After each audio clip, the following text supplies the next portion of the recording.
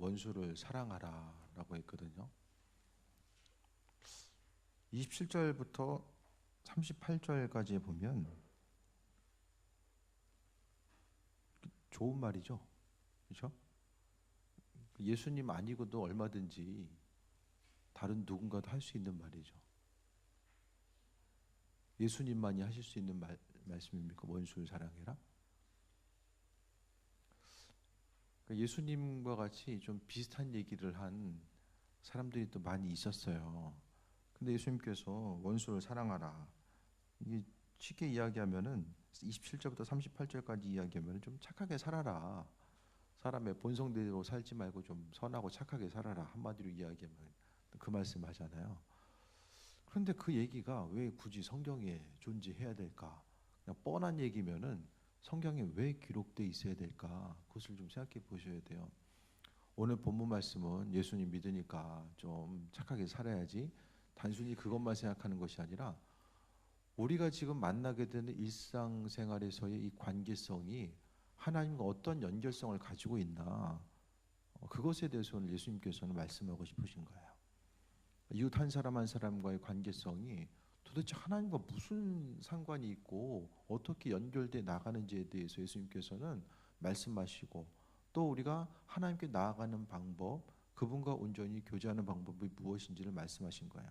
예수님께서 이 땅에 오셔서 행하셨던 가장 중심적인 사역은 천국이 어떤 곳이냐, 하나님 나라가 어떤 곳이고 그곳에 합한 사람은 누구인가에 대해서 말씀하시기 위해서 이 모양 저 모양 여러 가지 비유도 주시고 또 깨우치게 하시고 말씀 가운데 인도하셨던 모습을 아주 다양하게 볼 수 있게 됩니다.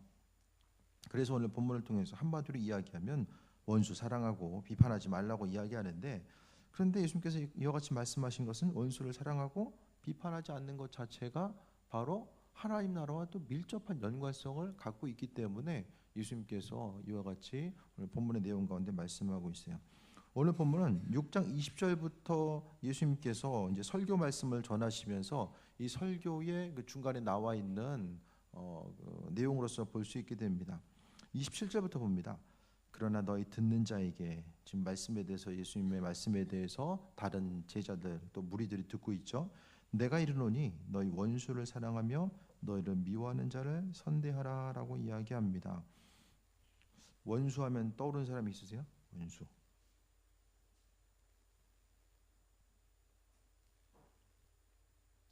없어요?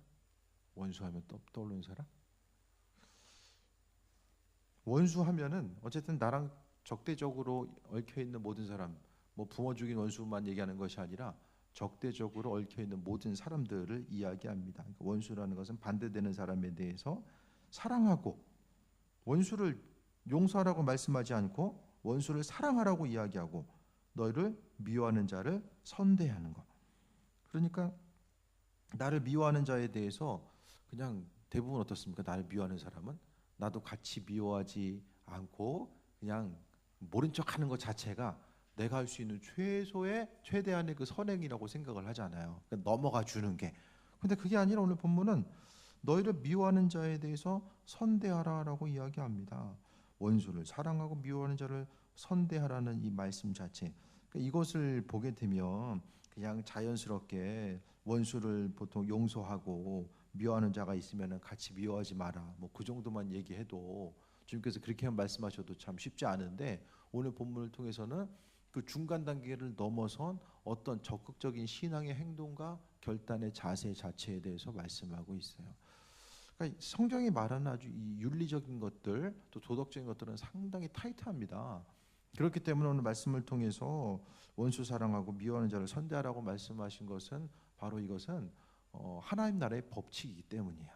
하나님 나라의 천국 백성으로서의 삶의 모습이 이러해야 하기 때문에 예수님께서 지금 말씀하고 있는 것입니다. 하나님 나라는 하나님 나라의 법칙이 있고 세상은 세상 나라의 법칙이 있잖아요. 그런데 하나님 나라의 법칙은 그분 나라의 합한 자로서의 삶은 바로 이와 같은 모습이 있어야 된다는 거예요.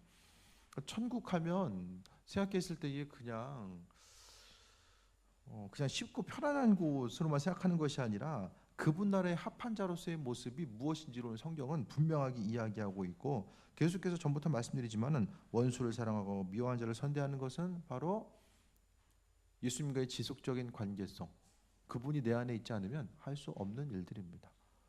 그러니까 점점 성경 말씀대로 움직이고 행하는 것이 좀 버겁다라고 하면은 먼저 돌아봐야 될 것은 이거 해야 되는데 이거 왜 못하고 있지? 그걸 생각할 것이 아니라 주님과 나와의 기본적인 관계성을 먼저 점검해 봐야 됩니다. 그 관계성을 통해서 우리가 주님께서 말씀하신 것들을 행할 수 있기 때문에 예수님 말씀은 본인도 못하면서 우리에게 막 하라고 말씀하신 것이 아니라 본인이 행할 수 있고 행하셨기 때문에 우리에게 말씀하신 거예요.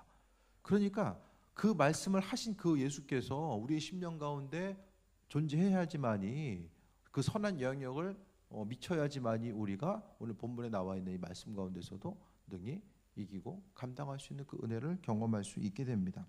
28절에 보면 너희를 저주하는 자를 위하여 축복하며 너희를 모욕하는 자를 위하여 기도하라라고 합니다. 저주하는 자를 축복하는 것. 그러니까 우리가 좀 상식적으로 생각하면은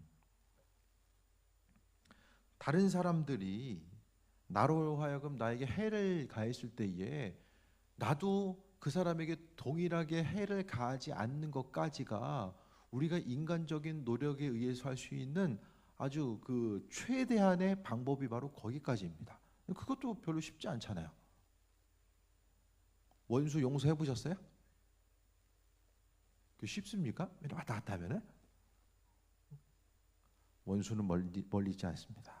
대부분 가까이 존재합니다. 일본하고도 사이가 안 좋은 게 가까운 데 있어서 그래요. 우리나라뿐만 아니라 영국하고 프랑스도 관계 안 좋고 남미 쪽하고도 이제 마찬가지죠. 미국도 보면은 다 붙어 있으면 싸워. 같이 보이니까 다들 이제 사이가 안 좋은 거예요. 뭐 베트남하고 태국도 그렇고 태국하고 뭐 캄보디아도 그렇고 다 붙어 있는 데들은 죽어라고 싸웁니다. 눈에 보이는 그들을 향해서 우리가 생각했을 때에 너희를 저주하는 자를 위하여 축복하고 그러니까 사랑하고 27절 28절을 통해서 보면은 원수가 나오고 미워하는 자, 저주하는 자, 모욕하는 자 이 네 부류의 그 정말로 그냥 읽기만 해도 좀 짜증이 밀려올 수 있는 이 네 부류의 사람들이 나오는데 이 반대적으로 사랑과 선대와 축복과 기도 이게 지금 동시에 지금 나오고 있잖아요. 이걸 우리가 어떻게 이해해야 될까? 정반대 요소. 그러니까 어떤 위협이 있을 때 그것을 안 하는 것에 그치지 않고 조금 더 적극적으로 사랑과 선대와 축복과 바로 기도하는 것은 나에게 어떤 기쁨이 되고 또 내가 사랑하고 또 나를 위해 준 누군가를 향해서 내가 할 수 있는 그 기본적인 그 행해야 될 것들을 이야기하는데 이것은 반대로 원수들을 향해서 나를 힘들게 하는 사람들을 위해서 이와 같은 행동을 하라고 말씀하고 있습니다.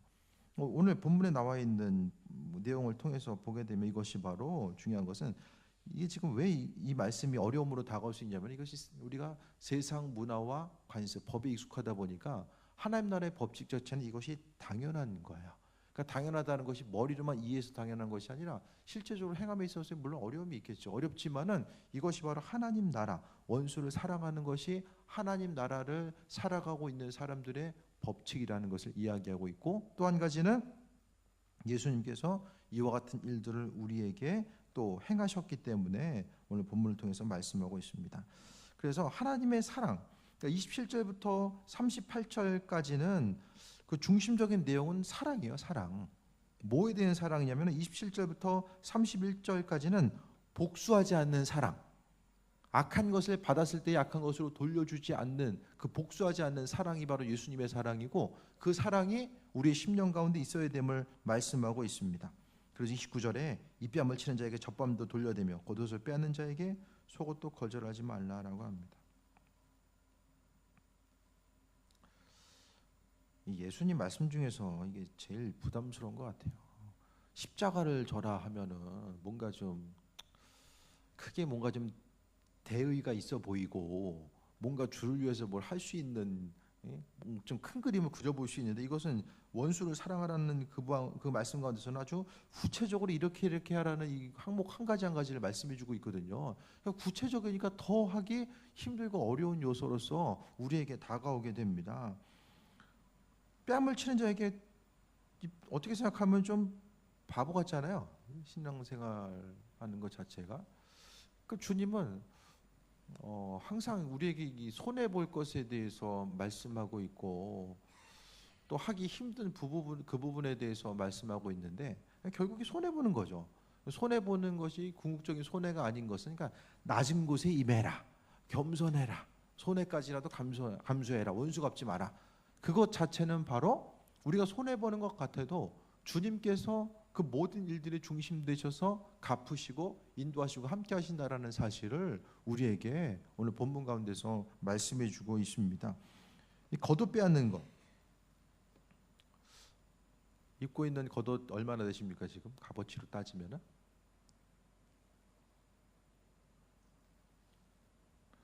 이 당시에는 겉옷 하면 거의 한 벌 가지고 살아요. 한 벌이 왜 중요하면은 뭐 밤에는 좀 춥습니다. 예루살렘도 보게 되면 그 한여름에도 예루살렘이 이제 한 700m, 800m 되니까 밤에는 좀 이렇게 좀 썰렁하거든요. 에어컨이 없어도 되고 좀 썰렁한 그런 기운이 있어요. 그러니까 그 당시에 보면 가옥 구조가 어떤 추위를 완벽하게 막을 수 있는 구조가 아니기 때문에 겉옷이라는 것은 반드시 있어줘야 되고 또 이스라엘도 눈 옵니다.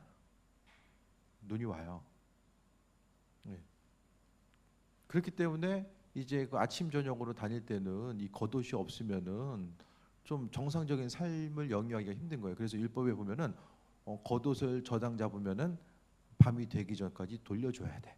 그러니까 그만큼 겉옷 자체는 이들에게 있어서 아주 중요한 요소. 어떻게 생각하면은 누군가에게는 재산 목록 1호가 될 수 있는 것이 바로 겉옷입니다. 그 겉옷을 뭐 달라고 하는 거, 뭐 빌려달라고 하는 것은 오늘 저녁 해 먹어야 되는데 저기 전기밥솥 좀 빌려줘. 뭐 이런 거랑 좀 비슷한 거죠. 그러니까 그만큼 이제 절박한 상황들인 거예요. 그래서 겉옷을 빼앗는 자에게 이것도 달라는 것도 아니고 빼앗는 거잖아요. 그 사람에게 속옷도 거절하지 말라. 관계성을 이야기하는 걸 수도 있고 또 로마에서 이제 어떤 징집하는 물품에 대해서 또 징집했을 때의 뭐 그런 상황들도 이야기할 수 있을 거예요. 그래서 예수님께서는 속옷도 거절하지 말라라고 이야기합니다. 왜 이야기할지 말씀하시는가? 바로 하나님 나라의 법칙과 방법이기 때문입니다. 그러면은 조금 더 볼게요. 30절에 내게 구하는 자에게 주며 내 것을 가져가는 자에게 다시 달라 하지 말며. 그러니까 구워가는 사람이 있을 때에 그 구워간 것 때문에 계속해서 독촉하지 말고 어쨌든 간에 구워줬으면은 그 사람이 구워준 것에 대해서 갚을 수 있을 때까지 좀 기다려주는 그 부분을 또 말씀하고 있습니다. 오늘 그 말씀 가운데 27절부터 또 30절 또 31절 보면 남에게 대접을 받고자 하는 대로 너희도 남을 대접하라라고 말씀합니다. 그러니까 결국 이와 같은 것은 남에게 대접하고자 하는 자로 너희도 대접하라는 것은 이 남이라는 것이 또 외부의 어떤 사람일 수도 있지만은 바로 그러니까 우리가 행한 대로 주님께서 갚으신다라고 제가 말씀드리잖아요. 그러니까 우리가 다른 사람들을 향해서 선대하고자 했을 때에 또 하나님께서도 그와 같은 방법으로 우리를 용서하시고 인도하신다라는 거. 27절부터 31절까지의 예수님께서 말씀하신 그 이웃과의 관계성의 어쨌든 1차적인 부분이야. 그 관계에 우리가 이제 세상 가운데 사람들과의 관계성 가운데 살아갔을 때에 예수님께서 말씀해 주신 하나님 나라의 백성으로서의 이 관계의 그 기준 자체를 이렇게 제시해 준 거예요. 이 기준으로 여러분이 지금 속해 있는 곳에서의 관계성을 생각해 보시길 바랍니다. 이 말씀의 기준으로 생각했을 때에 그래도 정말로 용서하기 힘든 사람 있으십니까? 그러니까 기준이라는 것이 다른 것이 아니라 예수님께서 우리에게 충성하라는 기준도 죽도록 충성해라 하잖아요. 죽도록. 죽기 전까지 그냥 충성해야 되는 게 그 기준인 거예요. 오늘 본문 말씀 가운데서도 이 그 관계 가운데서의 기준에 대해서 이렇게 제시한 것을 생각했을 때에 믿는 우리들은 그러니까 하나님 말씀에 대해서 우리가 좋고 나쁨을 이렇게 판단할 수 없잖아요. 이것은 하나님이 말씀에 놓으신 천국 백성으로서의 기준이에요. 신앙생활이 힘든 것은 어떤 시간을 내야 되고 헌신해야 되고 물질을 드려야 되기 때문에 그래서 신앙생활이 힘든 것이 아닙니다. 우리는 근본적으로 하나님이 너희는 하나님 나라의 백성이야. 천국 백성이야. 그렇게 한 사람 한 사람 천국 백성으로 삼아 주셨거든요. 근데 몸은 천국 백성인데 우리 심령은 천국 백성인데 몸은 지금 세상 나라 가운데 우리가 살고 있는 거잖아요. 그렇게 하다 보니까 이게 힘들 수밖에 없는 거죠. 미국에 뉴욕 살던 사람이 저기 아마존 오지 가가지고 살려고 하면은 나는 저기 뉴요커인데 가가지고 살려고 하다 보니까 오지에 살려면 얼마나 힘들겠어요. 그러니까 비근한 그 예를 들자면 그렇다는 거예요. 하나님은 천국 백성으로서 이 원리와 이 방법대로 살아가야 되는데 우리가 세상 가운데 살고자 했을 때에 이런 구체적으로 하나님 말씀대로 살아가는 것이 힘듦으로 다가올 수 있다는 거예요. 여러분은 세상 가운데 난 정말 힘들다. 대부분 이제 많은 경우에 있어서 관계 때문에 좀 많이들 힘들어하거든요. 뭐 돈 때문에 힘든가 아니면 관계 때문에 힘든가 아니면은 뭐 건강 때문에 힘들거나 뭐 대부분 그런데 사람이 제일 힘든 거는 관계예요, 관계. 충격이 아주 심하게 가는 거는 관계입니다. 관계성 때문에 힘들어요. 그 모든 것들에 대해 생각했을 때에 신앙생활, 믿음생활이 때로는 어려움으로 다가올 수 있는 것은 내 성격과 기질은 이건데 성경 말씀에 이렇게 말씀하고 있으니까 그 말씀대로 지키고 움직이고 행하는 그 중심이 행함이 바로 너무나도 힘들고 어려움으로 때로는 다가오는 것이고 근데 이것을 행함을 통해서 하나님께서 나는 하지 못하는 일들을 주님께서 행하시는 것들에 대해서 보게 되는 것이고 하나님의 인도하심과 예비하심을 보게 되는 거죠.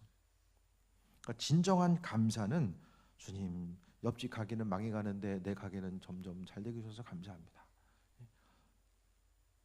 친구는 똑같은 나이인데도 옆 사람은 50대처럼 보이는데 나는 그래도 40대 초반으로 보이게 해서 감사합니다. 옆에는 지질이 공부 못하는데 우리 애는 중간에 와서 가서 감사합니다. 그게 아니라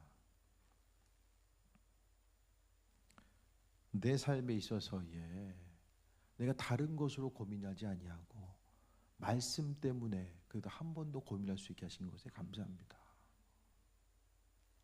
물질적인 거 재정적으로 하나님 주셔서 감사합니다. 더 주시길 바랍니다 하면서 감사합니다. 그것이 아니라 참 생명되는 것이 재물이나 눈에 보이는 것이 아니라 바로 그리스도 예수께서 내 인생의 참 생명 되심을 깨닫게 하시니 감사드립니다. 그것이 온전한 하나의 감사의 제목이죠. 다른 것이 아니라 하나님께서 정말 원하시는 부분이 무엇일까 생각해 봐야 됩니다.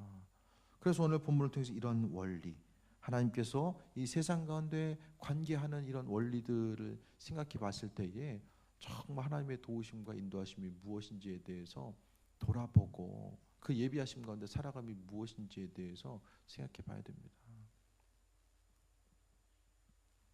3.1절을 맞이해서 일본한테 맨날 사죄하라고 하잖아요.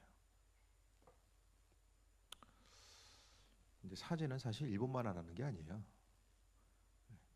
그 제국주의 시대, 열강 시대에 때로는 이제 그 부분을 정치적으로 이제 일본도 계속 이용하니까 그러는데 제 개인적인 생각은 이제는 사고 하든 말든 그들 인생 이제 그렇게 살게 하고 우리는 이제 우리 관점에서 갈 길을 가는 게 아니 지금 뭐 3.1운동 100주년 얘기하는데 앞으로 몇백 년 더 사죄하라고 후손들도 계속 그거 생각하면서 가야 됩니까?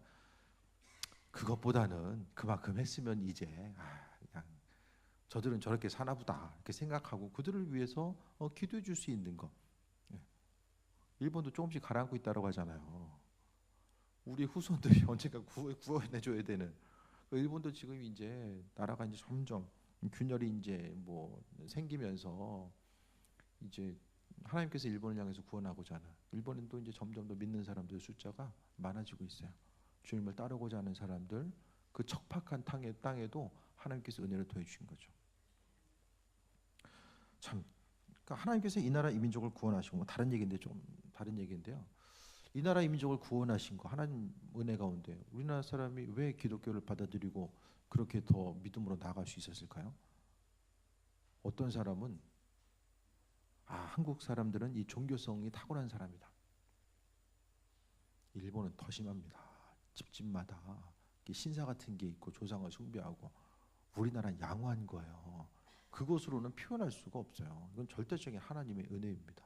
하나님 은혜 가운데 살아가고 있는 우리들이, 그러니까 말씀대로 온전히 살아가고, 오늘 본문의 말씀과 같이 이 원수를 사랑하라라고 말씀하는 것.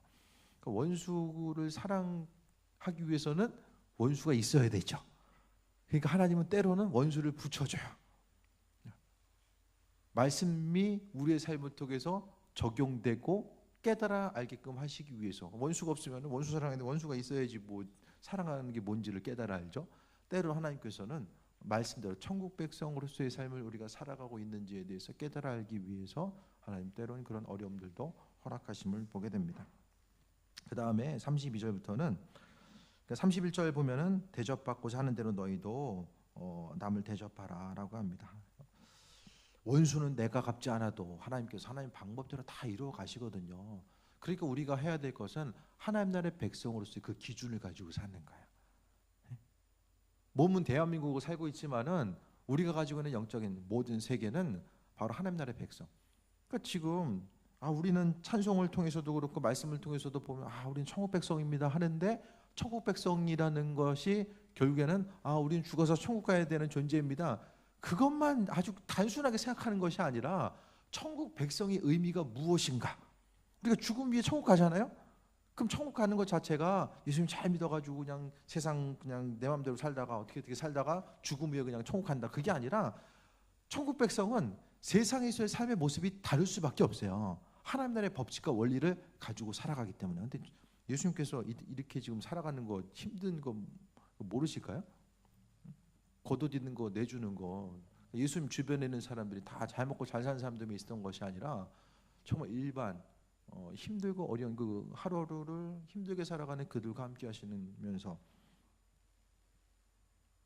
겉옷을 빼앗는 자에게 속옷도 거절하지 말라. 27절부터 31절까지 말씀 듣고 예수님 얘기 듣고 또 떠나간 또 수많은 사람들이 있었어요. 아니 옷을 하나가 있는데 뭐 주려는 거야? 또 원수를 사는 게 심지어 저주하는 자를 축복하고 모욕하는 자를 기도해라?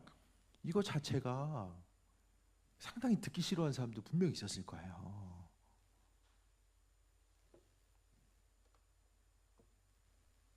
계속 보겠습니다. 32절에 너희가 만일 너희를 사랑하는 자만을 사랑하면 칭찬받을 것이 무엇이냐? 죄인들도 사랑하는 자는 사랑하느니라. 이것은 이제부터 32절부터 36절까지는 보상을 바라지 않는 사랑을 이야기해요. 어떤 보상을 바라지 않는 그런 사랑. 그래서 우리가 사랑하는 사람, 우리가 나를 사랑하는 사람을 사랑하는 것은 그냥 자연스럽게 나타날 수 있잖아요. 관계성 가운데서 힘쓰고 노력하지 않아도 자연스럽게 나올 수 있다라는 것에 대해서 말씀하고 있고, 또 33절에 너희가 만일 선대하는 자만을 선대하면 칭찬받을 것이 무엇이냐? 죄인들도 이렇게 하느니라라고 합니다. 제가 언젠가 말씀드렸잖아요.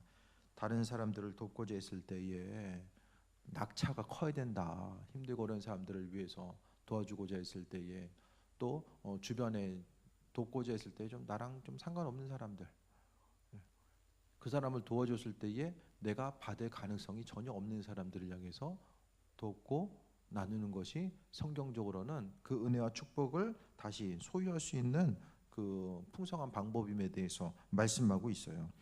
주고받는 거야. 내가 이렇게 했지? 그러니까 너도 이렇게 해. 내가 이렇게 하면은 저 사람들이 이렇게 받을 가능성이 있어. 그 관계성은 별로 주님 보시기에 영향가가 없다. 그 부분에 대해서 말씀하고 있어요. 그래서 믿는 사람들, 죄인들도 이렇게 한다는 것은 예수님과 상관없는 사람들, 세상 사람들도 이렇게 한다라고 말씀하고 있어요. 마찬가지잖아요. 지금 세상을 통해서 바라봤을 때에 이해관계가 얽혀 있어가지고 그렇게 행동하는 것은 뭐 얼마든지 가능하잖아요. 근데 우리는 이해관계로 움직이는 것이 아니라 말씀대로 복음대로 움직이는 그런 관계성으로서 살아간다라면은 오늘 말씀 가운데 우리가 수고하고 헌신해야 될 부분이 무엇인가를 보게 됩니다. 그래서 34절에 너희가 받기를 바라고 사람들에게 꾸어주면 칭찬받을 것이 무엇이냐? 죄인들도 그만큼 받고자 하여 죄인들에게 꾸어주느니라. 받을 거 생각하지 말래요. 무슨 일을 행하든지 간에 받을 거 생각하지 말고 행할 것에 대해서 말씀하고 있습니다. 믿는 우리들의 삶의 여정 가운데서 받을 것에 대해서 생각하고 움직이는 것이 아니라 믿는 자로서의 그 복된 삶에 대해서 또 살아감에 대해서 말씀하고 있는데, 어디서 무엇을 하든지 간에 우리의 삶의 중심이 항상 강건함 가운데 이루어져야 되고, 또 하나님의 선하신 뜻과 계획하심이 무엇인지에 대해서 또 분별함이 분명히 선행되어야 됩니다. 그래서 35절에 우리가 아는 것처럼 오직 너희는 원수를 사랑하고 선대하며 아무것도 바라지 말고 꾸어주라. 그리하면 너희 상이 클 것이요 또 지극히 높은 이 아들이 되리니 그는 은혜를 모르는 자와 악한 자들에게도 인자하시느니라. 원수를 사랑하고 선대하는 것 자체가 바로 너희 상이 크다라고 말씀하고 있습니다.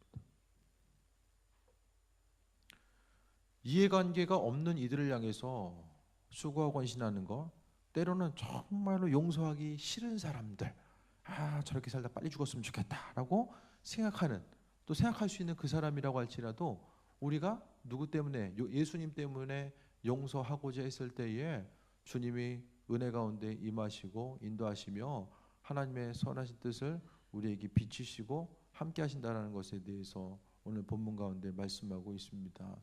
그러니까 믿음으로 살아간다라는 것, 그분의 도우심과 인도하심을 통해 살아간다라는 것 자체는 다른 것이 아니라 오늘 분명히 하늘에서의 상이 크다라고 말씀하고 있잖아요. 그러니까 성경은 하늘에 상이 있대요. 제 얘기가 아니라 성경 말씀에 하늘에 상이 있다. 힘들고 어려운 거, 예수님 때문에 힘들고 어려운 이들을 향해서도 기뻐하고 즐거워라고 하지 않아요. 하늘의 상이 크기 때문에. 그와 같이 말씀하고 있거든요. 무슨 상이 있을까요? 하늘에는?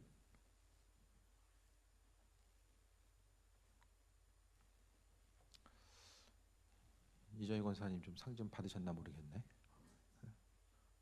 무슨 상이 있을까요? 세상에서 다 누리면 상이 없습니다. 그렇죠? 그냥 한 세상 예수님으로 인해서 누릴 거 다 누리다가, 성경은 세상에서도 열심히 누려라, 천국에서도 열심히 누린다, 그걸 이야기하잖아요. 누리는 것은 예수님과의 관계성 가운데서의 그 참된 누림을 이야기하거든요. 기도 열심히 해가지고 하나님 허락하신 축복을, 눈에 보이는 물질적인 축복을 많이 소유해가지고 그것을 열심히 누리다가 천국에 간다. 제가 말씀드리잖아요. 구약에서의 축복은, 우리 욥을 얘기하면은 욥이 이제 맨 끝에 오면 하나님께서 배로 이제 축복해 주셨잖아요. 그 축복해 주시는 것 자체는, 구약에서의 물질적 축복은 영적인 축복을 나타내기 위해서 물질적 축복을 이야기하는 거예요. 영적인 축복, 물질적 축복이 나눠지지 않기 때문에 구약의 이런 배경상, 그렇기 때문에 물질적으로 하나님께서 이렇게 축복하셨다라는 것은 바로 욥은 하나님을 더 온전히 깊이 묵상하고 하나님에 대해서 알게 됐다라는 사실을 물질적으로 2배의 축복을 받았다라는 것으로서 이제 설명하고 있는 것을 우리가 알아야만 합니다. 그러니까 세상을 통해서 우리는 선택을 해야 됩니다.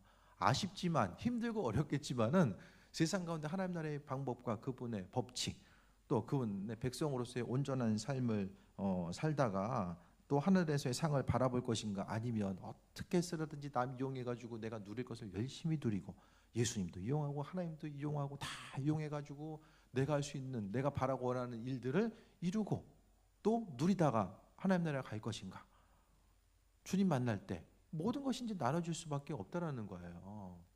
그러니까 믿는 자로서 우리가 수고하고 헌신하는 이 모든 것들을 생각했을 때에, 그러니까 그 상이 크다라는 것은 뭘 이야기하냐면은 27절부터 31절까지의 내용은 원수 갚지 않았을 때에 너희 상이 크다라고 이야기하고 있고, 32절부터 36절의 그 내용을 통해서 보게 되면 받을 것에 대해서 생각하지 않고 최대한 다른 사람들을 향해서 또 헌신하고 수고하고 나누고 베푸는 것을 통해서 우리의 상이 크다라고 주님께서 우리에게 말씀해 주고 있습니다.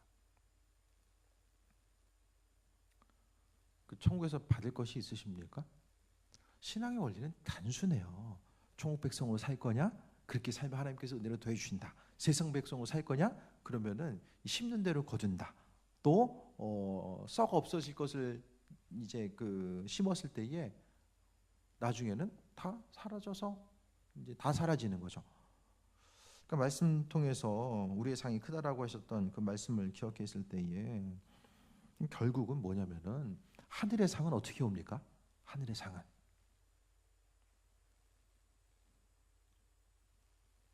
하늘 쳐다보고 죽어라고 기도하면 하늘의 상이 있습니까? 여기 그런 내용이 있어요?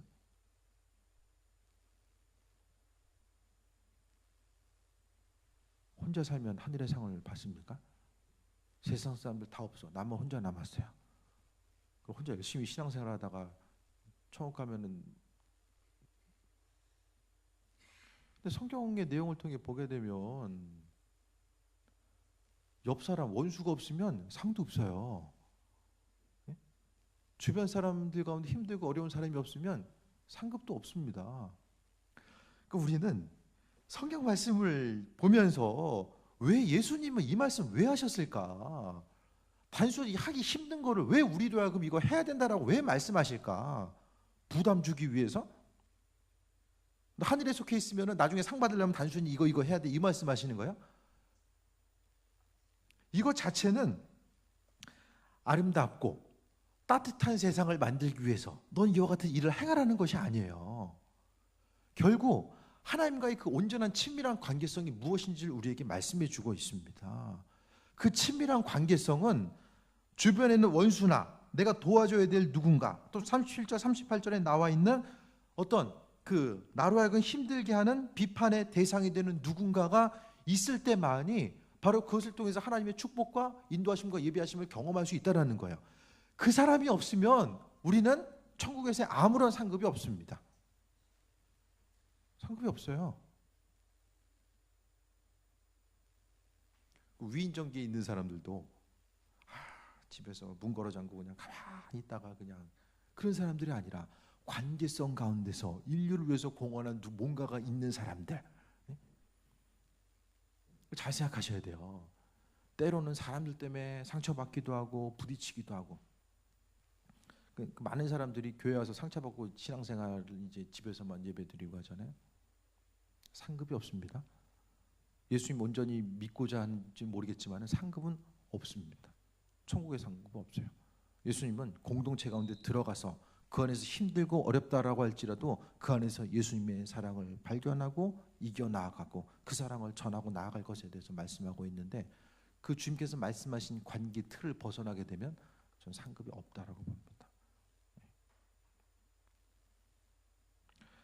너희 상이 클 것이요 또 지극히 높으시니 아들이 되리니 그는 은혜를 모르는 자와 악한 자에게도 인자하시니라. 예수님께서는 은혜를 모르는 자와 악한 자에게도 인자하시고, 우리가 다시 35절에 보면 아무것도 바라지 말고 꾸어주라 그리하면, 그렇게 했을 때에, 오늘 27절부터 35절까지 나와 있는 이 예수님의 말씀에 대해서 그렇게 했을 때에 상이 크고, 그것을 했을 때에 또 지극히 높으신 이에 하나님의 아들이 된다라고 말씀하고 있어요. 믿음은 움직이는 거. 옛날에 광고 멘트에도 사랑은 움직이는 거야 나오잖아요. 이 믿음이 움직이는 거예요. 우리는 무슨 수행하고 도 닦는 종교 생활이 아니에요. 교회는 세상에 존재해야 되고, 저는 산속에 있지만은 교회는 대부분 산속에 있지 않잖아요. 뭐 기도원이나 가끔 있을지 모르겠지만은 세상 가운데. 그러니까 중세 수도원 운동도 성경적으로 보면 바람직한 것이 아니에요. 세상 가운데 교회는 존재해야만 합니다. 30절에 너희 아버지의 자비로우심 같이 너희도 자비로운 자가 되라라고 합니다. 되라는 것은, 성경에서의 모든 되라라는 것은 이렇게 해라, 되라, 그것의 본질적인 의미는 열심히 기도 많이 하고 말씀을 통해서 변화돼서 이와 같은 일을 하라고 말씀하신 것이 아니에요. 사람이 아무리 수고하고 노력하고 변화되려고 해도 가지고 있는 죄성과 본성 때문에 모든 성경 말씀 행할 수 없어요. 못하니까 마음에 죄성이 생기고, 또 율법을 지킬 수 없으니까 또 죄인이 되고, 그것이 아니라 그 모든 일들은 예수님께서 나를 통해서 이와 같은 일들을 행하시겠다라고. 그러니까 말씀하시는 분도 그분이고 행하는 분도 그분인 거예요. 예수님을 배제한 상태로서는 우리는 아무것도 아닌 거. 그러니까 그 요한복음 15장에 포도나무와 가지의 비유가 아주, 그 요한은 예수님에 대해서 아주 탁월하게 이야기하고 있어요. 예수님과의 관계성이 무엇인가를 분명하게 그 15장이 우리에게 주는 시사해 주는 바가 너무나도 크다라는 거예요. 마지막으로 37절부터 보면 비판하지 말라. 비판하지 않는 사랑. 그리하면 너희가 비판을 받지 않을 것이요. 정죄하지 말라. 그리하면 너희가 정죄를 받지 않을 것이요. 용서하라. 그리하면 너희가 용서받을 것이요. 비판을 안 하면은 우리도 비판받지 않는데요. 정죄 안 하면은 또 정죄받지도 않고 오히려 용서하면 용서받는다. 말로 행한 대로 다 받는다는 거죠. 말이 영이고 그 말은 운동력이 있어요. 그래서 행하는 대로 비판하면 누가 비판하죠? 사단이 비판하죠. 하나님 은혜 가운데 축복하시려고 해도 쟤 보세요. 옆 사람 맨날 비판하잖아요. 입술에 감사가 아니라 맨날 비판하잖아요. 하나님 주시면 축복하시면 어떻게 해요? 하나님도 마음대로 하시는 분이 아니라 성경 말씀을 근거로 해서 움직인다라고 말씀드렸잖아요. 계약 관계. 성경 보면은 이스라엘 민족과 시내 산에서 또 이제 그 모세와 또 아브라함에게 또 다윗에게 약속과 이 계약을 얼마나 중요시 여겨요. 그 계약대로 내가 이렇게 할게. 백성들에게도 죄 짓는 것은 계약 파기하는 거야. 지금 그거 계속 말씀하고 있는 거거든요. 그래서 사단이 정죄하고 정죄하지 말라. 우리가 다른 사람을 정죄하면 사단은 우리를 계속해서 정죄하고 용서하라. 그럼 용서받는다. 그거 말씀하고 있어요. 그리고 38절에 주라. 그리하면 너희에게 줄 것이니 곧 후히 되어 누르고 흔들어 넘치도록 하여 너희에게 안겨주리라. 너희가 헤아리는 그 헤아림으로 너희도 헤아림으로 도로 받을 것이니라. 넘치도록 뭘 받고 싶으십니까? 참 38절 말씀이 은혜가 되죠. 필요해? 내가 조금 줄게. 그게 아니라 너에게 주는데 후히 주고. 이렇게 그릇이 있으면은 바닥에만 찰랑찰랑거리면 백내 흔들어봤자 넘치지도 않아요. 그런데 아기까지 계속 차 있으면 조금만 흔들어도 넘치잖아요. 하나님께서 풍성함으로 넘치도록 주신다. 그리고 너에게 안겨주신다. 요만큼 주는 것이 아니라 우리에게 안겨주신다라고 이야기합니다. 오늘 말씀을 근거로 했을 때에 하나님께서는 헤아리는 그 헤아림으로 너희도 도로 받을 것이다 라고 이야기하는 것은 헤아림을 도로 받을 것이라는 것의 38절의 처음 주제는 단어는 주라. 그리하면 그랬을 때 주는 것 자체를 어떻게 주는가를 이야기하는 것입니다. 그래서 헤아림으로 도로 받는다. 하나님 앞에 헌신하고자 했을 때에도 최대한 넉넉함으로 마음의 넉넉함으로 하는 것뿐만 아니라 주변 누군가에게 도움이 필요한 사람에게서도 할 수 있는 한 하나님께서 은혜 주시는 대로 최대한 넉넉함으로 베푸는 삶의 모습 자체에 대해서 말씀하고 있어요. 그랬을 때에 그리하면은 너희에게 줄 것이다 라고 말씀하고 있습니다. 말씀 정리합니다. 원수를 사랑하라고 하셨던 말씀, 다른 사람들을 위해서 헌신하고 수고하고 받을 걸 생각하지 말고 나눠주라고 말씀하고 있고, 또 비판하지 말라고 하신 이 모든 것들은 하나님 나라의 백성의 원리입니다. 이 모든 것들이 쉽게 가능하진 않죠. 힘들고 어렵지만 하나님께서 그리스도 예수께서 내 안에 계셔서 말씀하신 그대로 우리를 통해서 일하신다는, 우리가 해야 될 것은 인간적인 본성 가지고 할 수 없기 때문에 그 마음의 본성을 내려놓고 그리스도 예수께 집중하는 거예요. 그것을 통해서 행하는 것입니다. 고민해야 돼요. 처음부터 그냥 되는 것이 아니라 고민이 됩니다. 나를 미워하는 사람들에게 있으면 막 돌려주고 싶은데 순간 내가 멈추는 건 내가 해야 되잖아요. 주님께서 그 일들을 하지만 내가 주님께 마음을 드리는 것은 내가 해야 되잖아요. 그리고 나랑 좀 가까운 사람들을 도와주고 싶은 거, 그래야지만 내가 조금 더 인정받을 수 있잖아요. 그 마음까지라도 내려놓고 다른 사람들 도와주고자 했을 때 나도 있어야 되는데 나도 부족한데 주려고 하면 손이 떨릴 때 그 손을 잡아야 돼. 오늘 말씀을 근거로 해서 예수님께서 이와 같이 말씀하시기 때문에 그랬을 때에 하나님은 감사하게도 내가 대신 줄게, 그 얘기 계속 하고 있잖아요. 그러니까 성경에 27절부터 38절 내용은 성경 전체가 다 마찬가지고요. 우리에게 하라고 말씀하시는 것 같지만 결국에는 주님이 시작하셔서 주님이 마무리하신다라는 것에 대해서 말씀하고 있어요. 우리가 세상 가운데 크게 뭐 이룬 것은 없다라고 할지라도 다 잊어버려요. 주를 위해 수고하고 헌신했던 거 다 잊어버립니다. 근데 주님은 기억하신다라는 거예요. 내가 힘들고 어려운 과정 가운데서도 하나님 나라의 확장을 위해서 수고하고 헌신한 모든 것들, 재정적으로 힘들고 어렵지만 그래도 하나님 나라의 확장을 위해서 쓰임받고자 하고 누군가를 위해 헌신하고 돕고자 했던 그 부분을 주님은 기억하시고 또 분명히 상급으로 허락해 주신다라고 말씀하고 있습니다.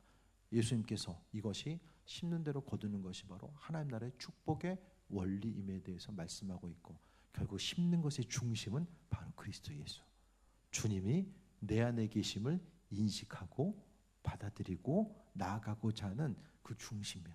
그러니까 예수님이 우리 심령 가운데 그분의 자리를 점검하지 않으면 성경에 있는 말씀 한 구절 한 구절은 별 나랑 상관이 없어요.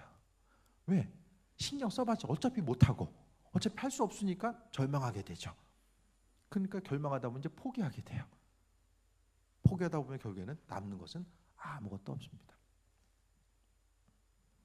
성경에서 제일 불쌍한 사람, 광야 생활하다가 중간에 쓰러져 죽은 사람, 아예 탈출 안 했거나 했으면은 가나안 땅 들어가야죠.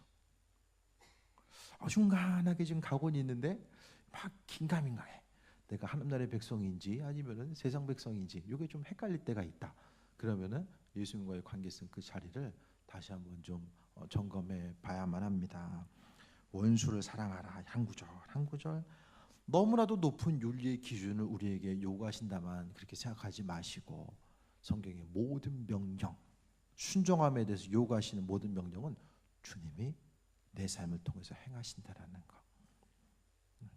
그러니까 성경 말씀 보면서 근심 걱정하지 마시고 예수님이 내 안에서 어떻게 움직이고 계시고 그분이 내게 명령하시고 마음의 감동으로서 또 인도하심으로써 허락하시는 부분이 무엇인지에서 돌아보는 거예요.